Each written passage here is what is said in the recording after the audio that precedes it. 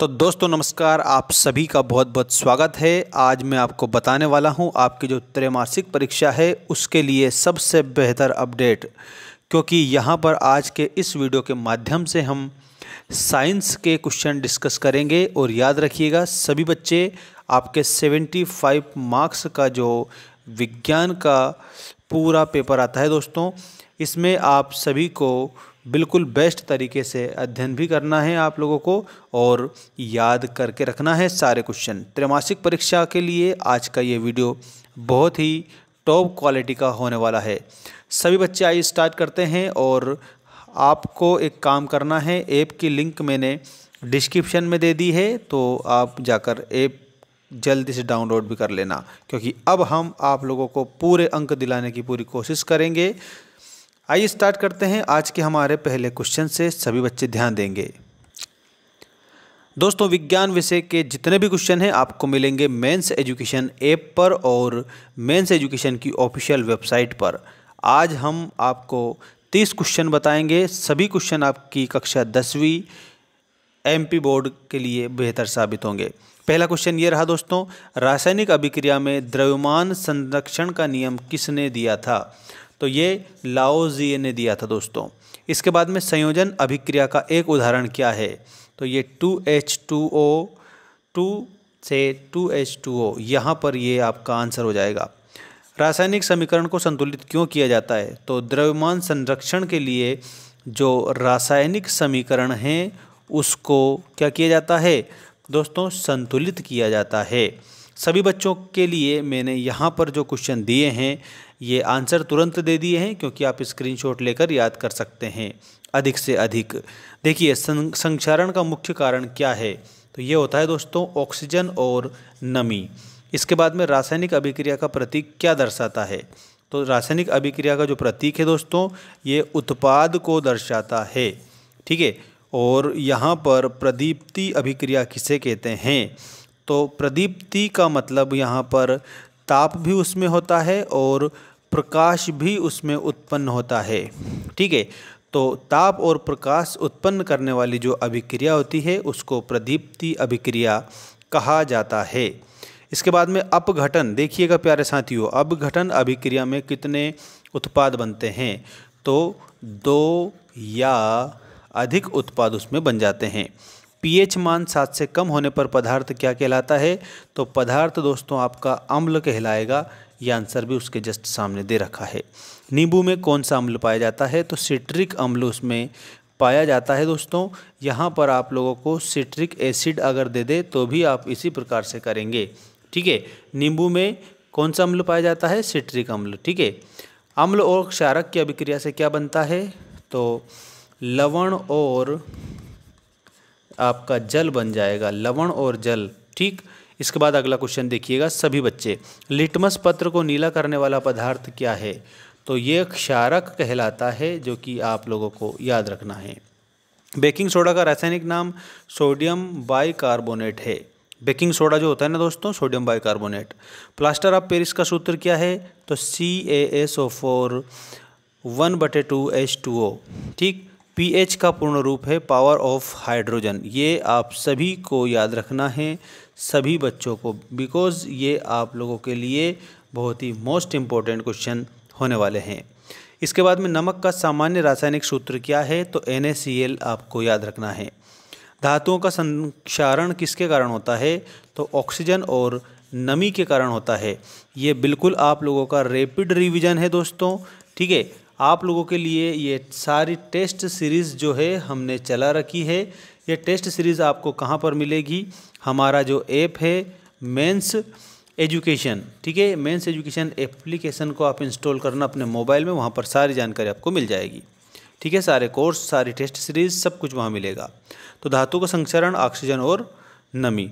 सबसे अधिक क्रियाशील धातु कौन सी होती है? तो दोस्तों सबसे अधिक होती है और वो हो जाएगी आपकी पोटेशियम, ठीक है।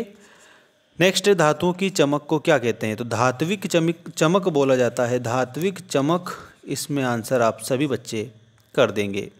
इसके बाद में आम धातु जो गैस के रूप में पाया जाता है, तो ये नाइट्रोजन है, ठीक है। और सबसे ज़्यादा जो मात्रा है दोस्तों नाइट्रोजन की ही है, ये भी आप लोगों को याद रखना है। ठीक है, लोहे का जंग किसका ऑक्साइड है? तो Fe2O3 का ऑक्साइड है। नेक्स्ट देखिए, धातुओं को गलाने की प्रक्रिया क्या कहलाती है? तो धातुओं को गलाने की जो प्रक्रिया है गलन कहलाती है दोस्तों। ठीक, कार्बन की संयोजकता कितनी होती है? ये इम्पोर्टेंट क्वेश्चन है। कार्बन की संयोजकता 4 होती है। ठीक है, यहाँ पर आप सभी को 4 याद रखना है। अब जल्दी से जल्दी लाइक ज़रूर कर देंगे, बिकॉज आपके लिए हम बहुत मेहनत कर रहे हैं, इस कारण से आपको लाइक करना बनता है। साबुन निर्माण किस प्रक्रिया से होता है? तो उसे साबुनीकरण बोला जाता है। ठीक है, कार्बन यौगिकों की श्रृंखला को क्या कहते हैं? तो साथियों उसको समजातीय श्रृंखला बोला जाता है। और ये साबुन निर्माण वाला जो क्वेश्चन है ना, इसका प्रैक्टिकल भी आप लोगों से पूछ सकते हैं, इसलिए इसको अच्छे से सीख लेना। मीथेन में हाइड्रोजन कितने परमाणु होते हैं? तो 4 परमाणु होते हैं। ठीक, इसके बाद में दोस्तों एल्केन का सूत्र कमेंट करके आप बताएंगे सभी बच्चे। नेक्स्ट क्वेश्चन देख सकते हो आप सभी, कार्बन का सर्वगुण क्या है? तो ये कैटिनेशन। आवर्त सारणी में कितने समूह होते हैं? तो आवर्त सारणी जो है 18 समूह होते हैं। और याद रखना मेंडलीप जो है इसने आवर्त सारणी दी थी दोस्तों। ठीक, आधुनिक आवर्त सारणी का आधार क्या है? तो परमाणु क्रमांक है। ठीक, अगला देखिएगा, नोबल समूह, जो नोबल गैसों का जो समूह क्रमांक है वो कितना है? 18 है। नोबल गैसों का समूह क्रमांक 18 हो जाएगा। साथियों ध्यान रखना सभी बच्चे, मेंडलीप की आवर्त सारणी का आधार क्या था? दोस्तों एक बात मैं बता दूं, मेंडलीप ने परमाणु द्रव्यमान, ठीक है, ये आवर्त सारणी का आधार माना था दोस्तों। और मेंडलीप ने अल्फा कणों की बौछार करके और अपना प्रैक्टिकल करा था। बिल्कुल डेफिनेटली आप लोगों को याद रखना है। ठीक, अगला देखिएगा, हेलोजनों का समूह क्रमांक क्या है? तो वो होता है 17। नेक्स्ट क्वेश्चन है, प्रकाश संश्लेषण की प्रक्रिया में कौन सी गैस निकलती है? तो वो निकलती है ऑक्सीजन, जिसको हम क्या करते हैं, जिसको मनुष्य जो है दोस्तों क्या करता है? ग्रहण करता है। तो यहाँ पर आपको ऐसे ग्रहण करना याद रखना है। मानव शरीर में ऑक्सीजन का परिवहन कौन करता है? तो इसमें आप लोगों को याद रखना हीमोग्लोबिन करता है। और इसके अलावा एक क्वेश्चन और बताता हूँ, याद रखना, जो पादप होते हैं, पादप उसमें जल का परिवहन, ठीक है, ये किसके द्वारा किया जाता है? तो ये जाइलम के द्वारा, जो जाइलम है उसके द्वारा किया जाता है। और जो पादप है उसमें भोजन का परिवहन किसके माध्यम से किया जाता है? ठीक है, भोजन का परिवहन, तो साथियों ये भोजन का जो परिवहन है वो किया जाता है प्लोएम के माध्यम से। ठीक है, ये आपको सीखना है सभी बच्चों को।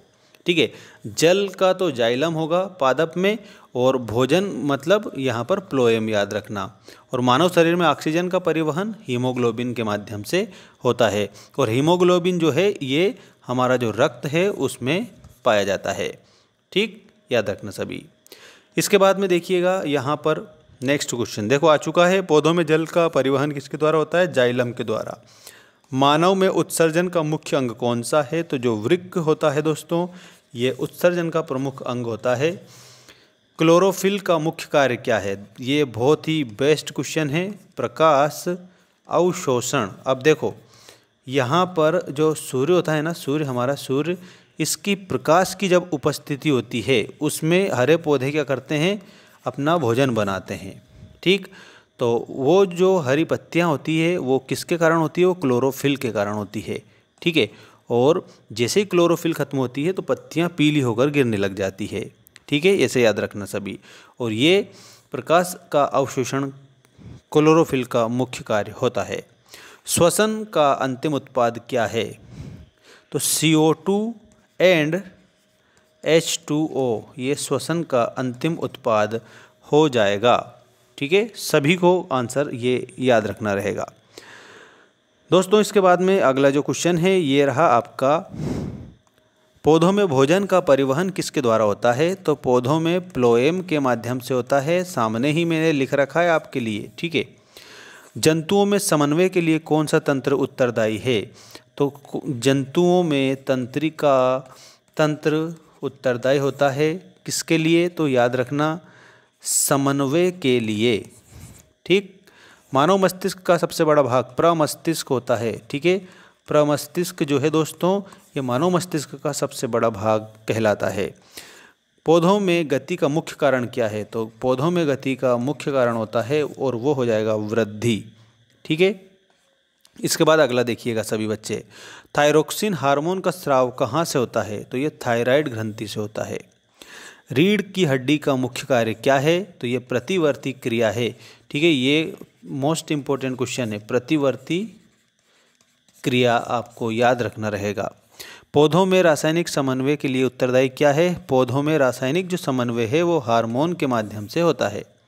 और लास्ट क्वेश्चन है आज का, इसके बाद में 50 क्वेश्चन नेक्स्ट क्लास में हम डिस्कस करेंगे। मस्तिष्क का कौन सा भाग संतुलन बनाए रखता है? तो वो है अनुमस्तिष्क। ठीक है, अनुमस्तिष्क आपका करेक्ट आंसर हो जाएगा।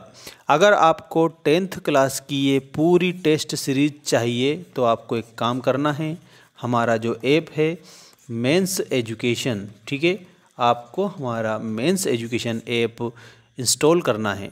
ये आपको गूगल प्ले स्टोर पर मिल जाएगा। ठीक है, और इसके अलावा गूगल क्रोम पर भी आप अगर मेंस एजुकेशन सर्च करते हैं @ लगाकर, स्पेस मत देना यहाँ पर, तो सारी जानकारी, सारी हमारी वेबसाइट, हमारा इंस्टा और इसके अलावा आपको हमारा ऐप भी मिल जाएगा। तो गूगल क्रोम पर से भी जाकर आप मेंस एजुकेशन लिख के हमारा जो ऐप है वो इंस्टॉल करके अच्छे से आप पढ़ाई कर सकते हैं। बाकी के जो 50 क्वेश्चन और भी हैं जो हम आपको नेक्स्ट वीडियो में बताएंगे दोस्तों, ये भी कक्षा 10वीं के लिए हमारे द्वारा बनाए गए हैं। तो मिलते हैं नेक्स्ट वीडियो में। चैनल को सब्सक्राइब करके ज़रूर रख लेना सभी बच्चे।